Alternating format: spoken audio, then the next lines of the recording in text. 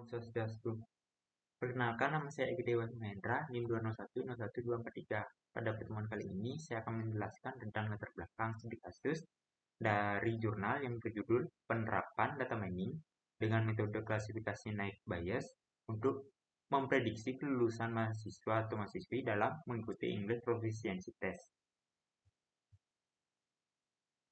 Universitas Potensi Utama merupakan salah satu perguruan tinggi yang berada di bawah naungan Yayasan Potensi Utama. Universitas ini sudah bergerak dari tahun 2003 dengan nama awal yaitu STIMIC.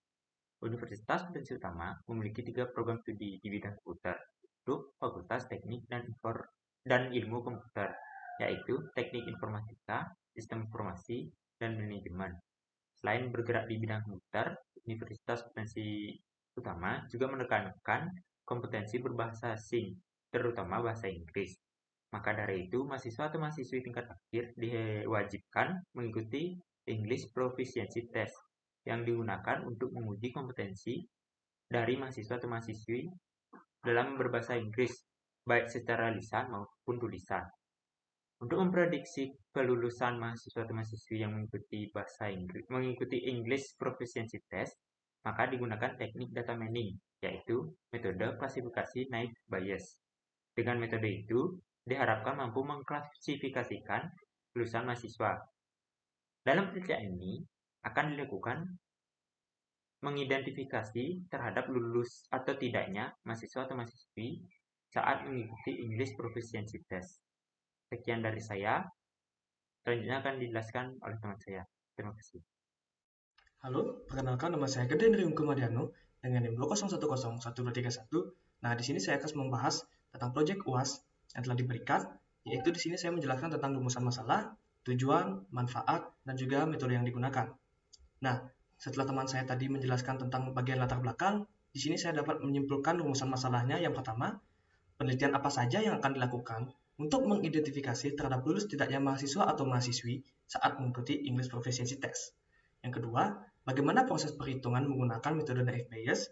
Nah, untuk tujuan yang pertama, untuk mengetahui penelitian yang akan dilakukan untuk mengidentifikasi terhadap lulus tidaknya mahasiswa atau mahasiswi saat mengikuti English Proficiency Test. Yang kedua, untuk mengetahui proses dan hasil perhitungan menggunakan metode Naive Bayes. Nah, di sini manfaatnya untuk memprediksi terhadap lulus tidaknya mahasiswa atau mahasiswi saat mengikuti tes English Proficiency Test, serta untuk memperoleh hasil dari perhitungan menggunakan metode Naive Bayes. Nah, selanjutnya metode yang digunakan, Naive Bayes merupakan sebuah pengklasifikasian probabilistik sederhana yang menghitung sekumpulan probabilitas dengan menjumlahkan frekuensi dan kombinasi nilai dari data yang diberikan. Algoritma menggunakan teorema Bayes dan mengasumsikan semua atribut independen atau tidak saling ketergantungan yang telah diberikan nilai pada variabel kelas. Nah, definisi lain mengatakan Naive Bayes sendiri merupakan pengklasifikasian dengan metode probabilitas dan statistik yang dikemukakan oleh ilmuwan Inggris yang bernama Thomas Bayes, yaitu memprediksi peluang di masa depan berdasarkan pengalaman di masa sebelumnya. Nah, Naive Bayes didasarkan pada asumsi penyederhanaan bahwa nilai atribut secara kondisional saling bebas jika diberikan nilai output. Nah, dengan kata lain, diberikan nilai output, probabilitas mengamati secara bersama adalah produk dari probabilitas individu. Keuntungan penggunaan Naive Bayes adalah metode yang hanya membutuhkan perbandingan data kecil untuk menentukan estimasi parameter yang diperlukan dalam proses pengklasifikasian. Nah, Naive Bayes sering bekerja jauh lebih baik dalam kebanyakan situasi dunia nyata yang kompleks daripada yang diharapkan. Nah, berikut penjelasan yang dapat saya sampaikan. Jika ada kesalahan kata, saya mohon maaf dan terima kasih. Halo, selamat sore. Perkenalkan nama saya Nima Yuli Kristina, NIM 20101265. Jadi di sini saya akan menjelaskan tentang metode perhitungan menggunakan Naive Bayes. Jadi yang pertama di sini kita telah memiliki data dari mahasiswa yang mengikuti uji English Proficiency Test, di mana di sini terdapat grammar, vocabulary, reading, listening, speaking, dan research nominal. Dan datanya yaitu sama rata-rata, yaitu kurang, cukup, dan bagus. Kita langsung saja ke persoalan pertama, yaitu menentukan probabilitas dari kriteria grammar. Oke, jadi dari 20 data mahasiswa tersebut terdapat 13 mahasiswa gagal dengan nilai grammar kurang, kemudian terdapat 1 mahasiswa gagal dengan nilai grammar cukup, dan tidak ada mahasiswa yang gagal dengan nilai grammar bagus. Sementara itu, terdapat 1 mahasiswa lulus dengan nilai grammar kurang, 3 mahasiswa lulus dengan nilai grammar cukup, dan 2 mahasiswa lulus dengan nilai grammar bagus. Kemudian untuk menghitung probabilitasnya, yaitu kita hanya perlu membandingkan, karena Naive Bayes adalah sebuah metode yang menggunakan perbandingan, di mana di situ untuk menentukan sebuah peluang seperti itu. Jadi kita hanya perlu membagikan, misalnya 13 kita bagi 14. Kenapa 14? Karena total gagal dari 20 data tersebut adalah 14 orang. Kemudian total lulus dari 20 data tersebut adalah 6 orang. Jadi kita hanya perlu membagi 13 kita bagi 14 dan mendapatkan hasil 0,92. Kemudian 1 kita bagi 14 dan mendapatkan hasil 0,07. Kemudian 0 kita bagi 14 dan hasilnya sudah pasti 0. Kemudian untuk nilai lulusnya 1 kita bagi 6 dan mendapatkan hasil 1,67. Kemudian 3 kita bagi 6 dan mendapatkan hasil 0,5. Dan kemudian 2 kita bagi 6 dan mendapatkan hasil 0,34. Untuk nilai lulus untuk jumlahnya sendiri, di situ kita hanya tinggal perlu membagi dari total data yang gagal, kita bagi dengan total keseluruhan data. Jadi contohnya adalah 14 kita bagi 20 dan mendapatkan hasil 0,7, dan 6 kita bagi 20 dan mendapatkan hasil 0,3. Seperti itu metode perhitungannya. Jadi yang kedua, menentukan probabilitas dari kriteria vocabulary. Di sini dari 20 data tersebut terdapat 11 mahasiswa gagal dengan nilai vocabulary kurang, 3 mahasiswa gagal dengan nilai vocabulary cukup, dan tidak ada mahasiswa yang gagal dengan nilai vocabulary bagus. Sementara itu terdapat 2 mahasiswa lulus dengan nilai vocabulary kurang, 3 mahasiswa lulus dengan nilai vocabulary cukup, dan 1 mahasiswa lulus dengan nilai vocabulary bagus. Dan untuk menentukan probabilitasnya pun sama seperti yang tadi, kalian hanya tinggal membaginya saja, dan hasilnya sudah seperti ini, seperti itu. Kemudian yang ketiga yaitu menentukan probabilitas dari nilai reading.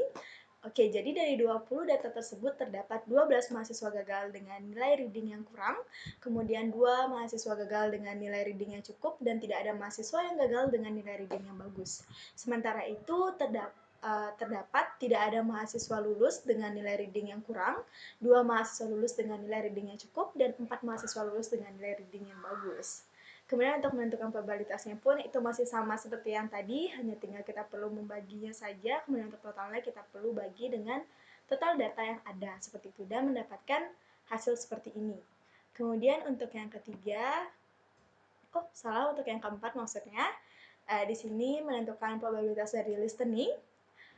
Oke, dari nilai listening ini, dari 20 data tersebut terdapat 1 mahasiswa gagal dengan nilai listening kurang, 4 mahasiswa gagal dengan nilai listening cukup, dan 9 mahasiswa gagal dengan nilai listening yang bagus.